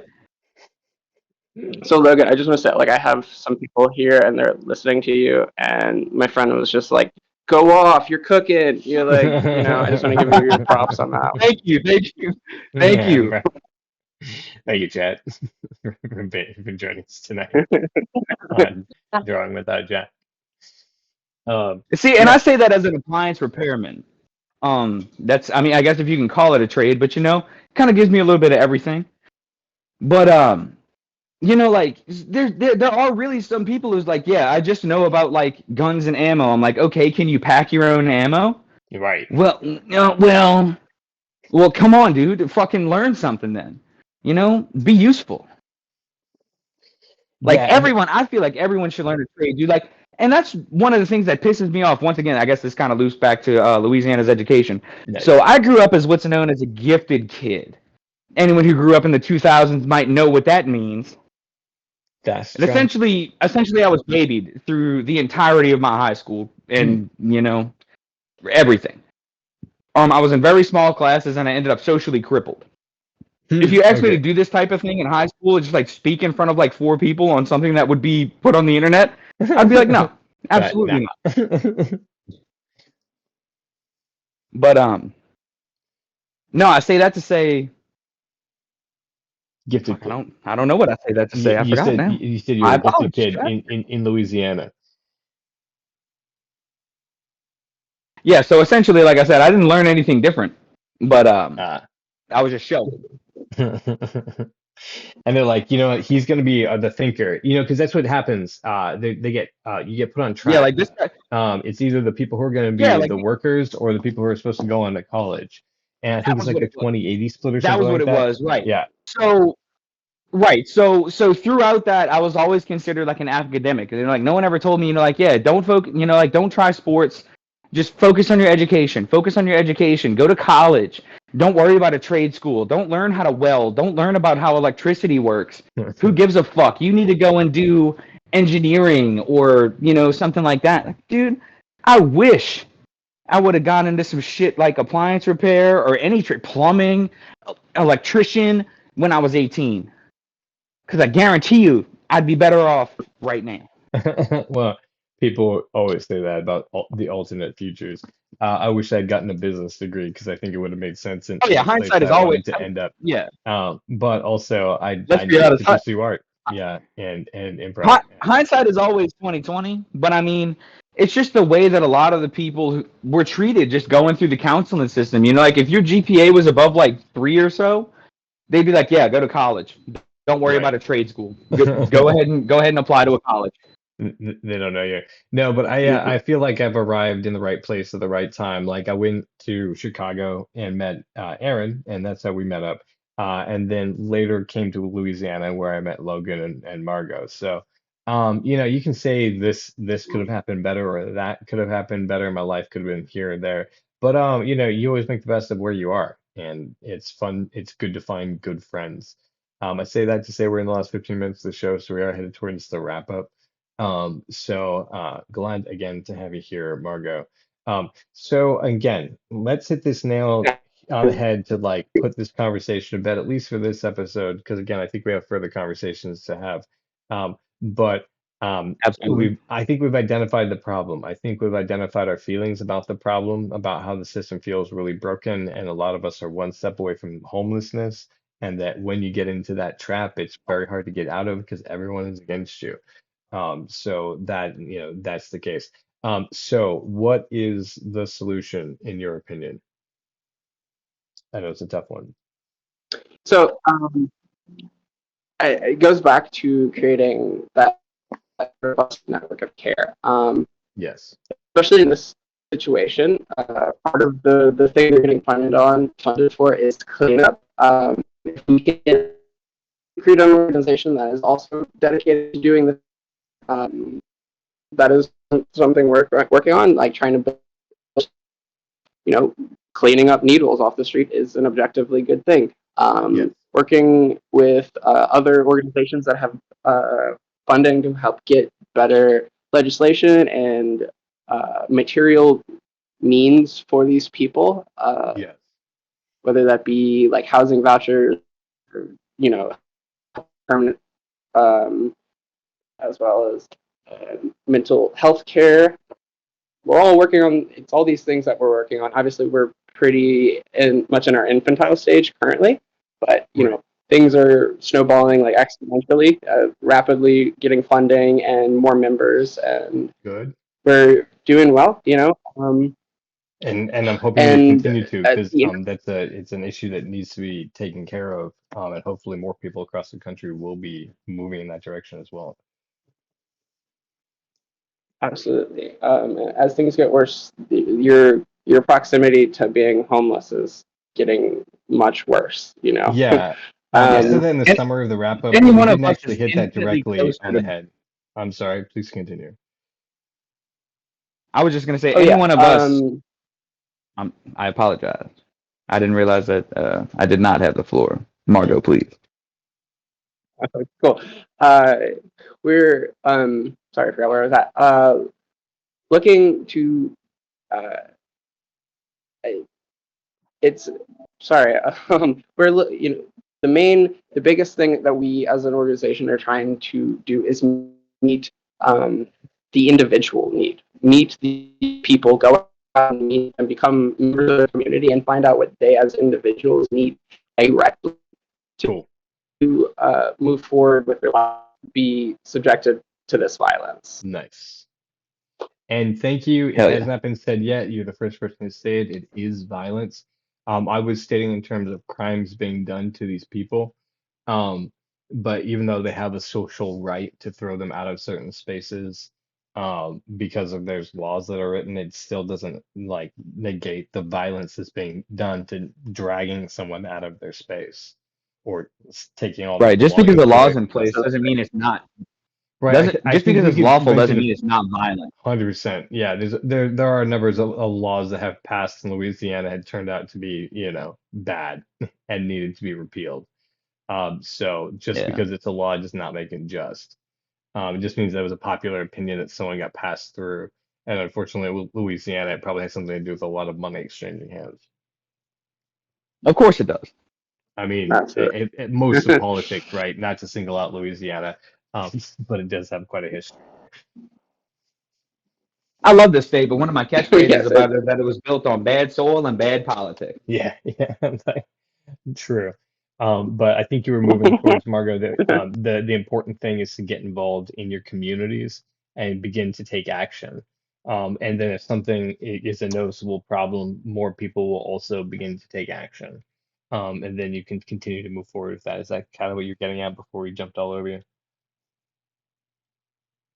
yeah, no, exactly. And I want to reiterate, especially with homelessness, right? These are individuals, their own needs and own autonomy, and part of that, like the biggest part, is finding out what they as an individual.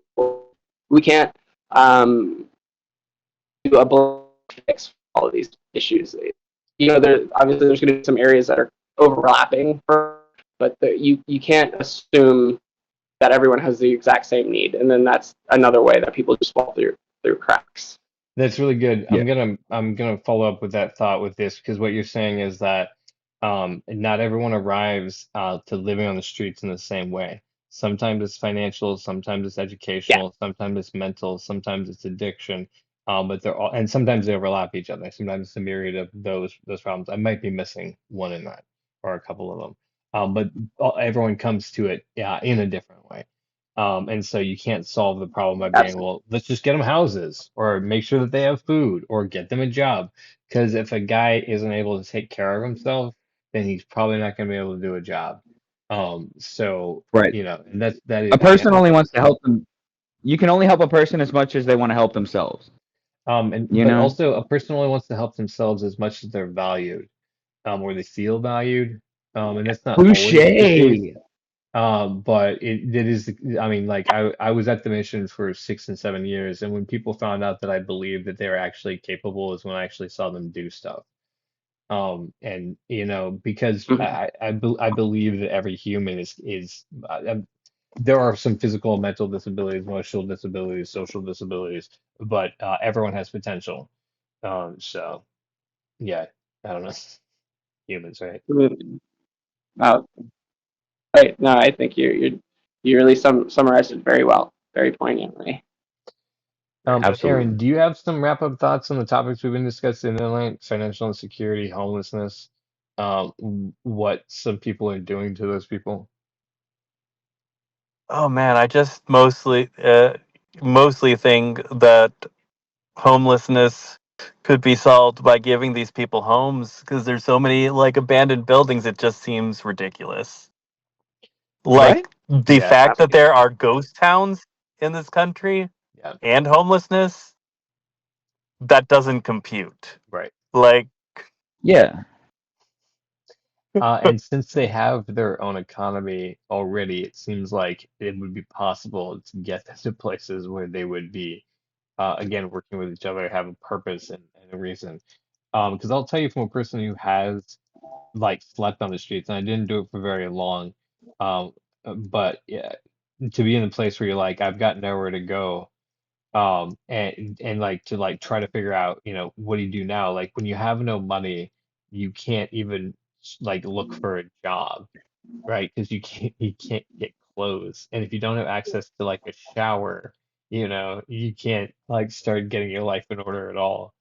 Um, so the thing that gets me the most is the people who are like, they're trying to do these good things and clean up these areas are often they're believers, they're Christians, or they want to, they're following that way. But like Jesus is all about saying, take care of the poor. And if you look at the rest of the Old Testament too, it's like, you've got to take care of the poor and the foreigners who can't take care of themselves. So it's just so weird, so weird. Um, people's motivations. Sorry for that. Throwing that in right here at the end. We have 5 minutes. I'm like, hey, what do you think about modern Christianity, guys? Yeah, we're And definitely ladies. gonna have to Sorry. we're definitely gonna have Could to use have work. Margot back on for another People could episode always use Yeah, work. yeah, because exactly. This is a cliffhanger for part two, y'all, because there's no way we're gonna try to tackle that absolutely. I'll be back. at this moment. Yeah, But yeah, and that wasn't even meant as there's a definitely barb. It more was just fun. like as a reminder. Like if you really care about, because I think that's where it's coming from. I think that they care about Baton Rouge and they want to clean it up and they want Tiger Town to be something they can be proud of. And I'm just like, if they ever get to hear this as a challenge, throwing it out to them, if you care so much about them, like the space, take care of the people, and then you will have like a space that is like everybody is happy with. And then you don't have to feel like, I mean, I hope you feel guilt at least this point about destroying their stuff. Um, Yeah. you know, Taking IDs, taking socials, oh and God. just destroying that shit. And do you know how Come hard it on, is to man. get back when You you gotta can't, feel bad about it. yeah, Exactly. like when you don't have the You have to paperwork go deal with In bureaucracy. New and Orleans, you don't And have money bureaucracy it's sucks. literally lotteries. and you don't have a mailing address. You know how hard it is? Yeah, it's fucked. Yeah. And like once you fall off the system, there's a lot of things that make it difficult to get back in. So again, I don't want to end on a downer note. I think that you are right that we need to the thing is that we have to be here for each other. No Right. one's going to help Hey, us out. yeah. We need to be here for each other and as together as people, whether it's gay, straight, black, white, um, any of the genders and where you fall with that in age and anything else that it seems to be like need to be a reason to fight. We need to get together and take care of each other and then take a stand against the people who continue to oppress the working class. It's just that's why they're trying to separate. It's why capitalist system would try to like make individuals separate from each other because they know that once you get together in a democracy, which is what we should be, where we're the voices coming from the people, if we can get together on one thing, we get shit done. And that's terrifying to people who have money because it can actually overthrow the amount of money that they have and take it away from them, which is terrifying to like 8 people who have all the money. I do have a not downer note. Hey, that's good because we're coming to the Hell yeah, conclusion. let's And do Aaron, this that. is why I love having you on this show because, It's one of the I higher notes spiral I into can do. darkness when I talk about myself. Let's see what you got. You already did it, Goofy. Oh, Yeah, oh my that's God. Oh my one of God. the You want to not end It not was on a a downer joke. note. one Jesus one Christ, of you're the sitting on higher that notes I joke and can I do. missed it. Definitely not a downer note. It's not It even was a that too minor. Well, I strong. was waiting for my cue. I was Too waiting for strong Logan for to us. laugh, and then I would know that a joke was done. But he didn't. He maybe he gave you a Well, chuckle, no, but like I was waiting for you to finish talking. I was trying to contain myself. He was like, I'm "Yeah, so sorry. not end on a downer note." And then he goes, and then you started talking, and I was just sitting there holding my shit and like, "Fuck, that was pretty Is that funny." better? That was pretty good. That was pretty good, Aaron. I'm sorry for being so stupid sometimes. I can't even get you jokes. The professor of comedy guys right here. At professorofcomedy.com if you want to check out Aaron Cosbill's dates. Aaron, do you have anything coming up major in the beginning of September? September 13th. Okay. I am doing a comedy competition called the Crumley Cup again. Oh, cool. It's 32 comics, and just like being able to do a minute jokes per round, just to whittle it down to whoever gets first place. It's a lot of fun. I've done it a couple times, Yeah, it's a big deal in and our that's the area. 13th. A number of people are going out that way. Yeah, fun. September 13th. You guys can catch that. Margot, of course, Wonderground on Instagram, correct? Or Wonder. Yep, correct. Okay, and then that's for a potential September 15th punk show. And if you guys want to meet with Logan Gifford and I, that's where we're gonna be because I haven't been to a punk show in ages either, and I am stoked. I'm very excited myself. I hadn't been to a show in a minute. So just want to go fucking rock out with my cock out. I'm serious with the cocks out, some of the cocks out. So we might do like a mini Rock out You with can my do cocks in with the rock out cocks with my out. cocks in the space. Get some cocks in actual spaces. That will be real There fun. will be some cocks in some spaces. Guys, if you want to check me out, it's wigwags.us and then also YouTube at wigwags for all the YouTube stuff that we've got going on. This is a Cox and Space podcast, drawing with Jack. Without Jack, as you see, he's frozen in the final frames of the episode that we're on with him. Logan Gifford at Instagram at Young Remorse, Young spelled YUNG, Yes. Remorse. So you can follow his shit posting there. Human shit poster extraordinaire. I try Yeah. my best. And I guess with that, fellas, for Skipper Marazi, for Aaron Cosby, and for, I guess, Margot Arostegui, I'm Logan Gifford. Thank y'all for tuning in to Drawing with Jack tonight. Thank you guys. Good night. Thank you, guys. Good night. Thank you.